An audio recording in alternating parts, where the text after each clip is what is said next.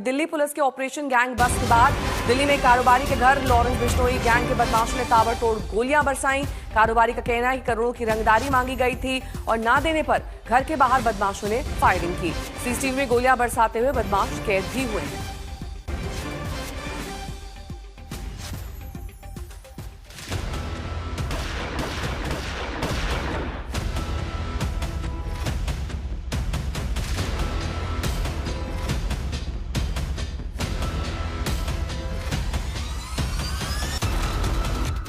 पूर्वी दिल्ली के विनोद नगर की ये सीसीटीवी तस्वीर है।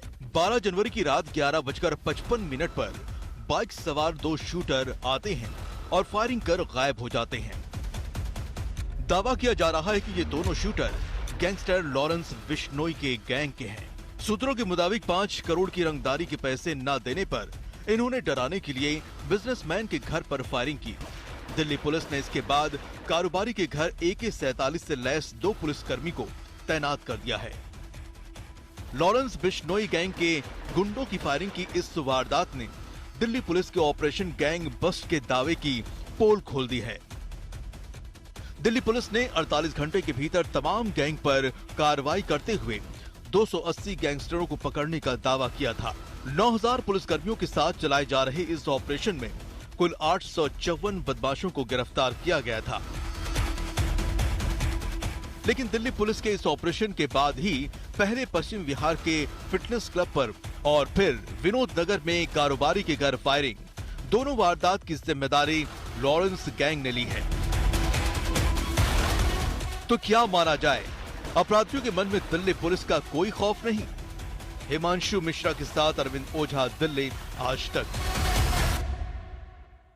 हिमांशु मिश्रा मेरे सहयोगी जुड़ गए हैं तमाम जानकारी के साथ। हिमांशु, ये जो गोलियां बरसाई गई हैं और बेखौफ होकर कारोबारी को डराया गया है, ये यही दर्शाता है कि हम किसी से नहीं डरते हैं और खास तौर पर दिल्ली पुलिस को एक संकेत देने के लिए है।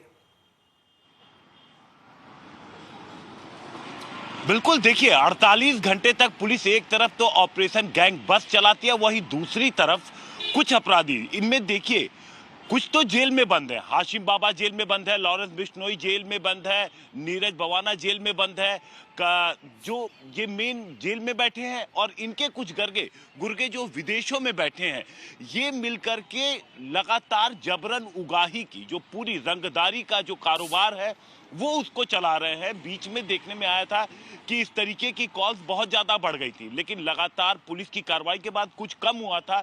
लेकिन इस साल अभी जनवरी महीने की बात करें, 13 तारीख हुई है, 3 बड़ी इंसिडेंट सामने आए हैं नेहा, जिसमें रोहिणी में एक व्यापारी के घर के बाहर 25 राउंड गोली चलाई गई थी।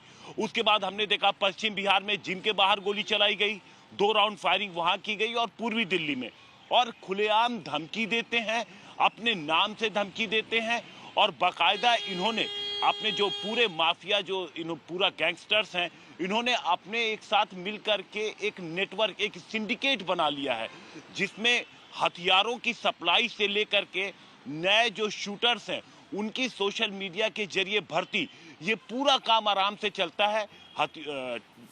शॉर्टलिस्ट किए जाते हैं व्यापारी, उनको वॉइस मैसेजेस भेजे जाते हैं, उनको धमकी दी जाती है और कोई अगर इनके सामने नहीं झुकता, नहीं डरता, तो बाकायदा उसके घर के बाहर गोली चलाई जाती है।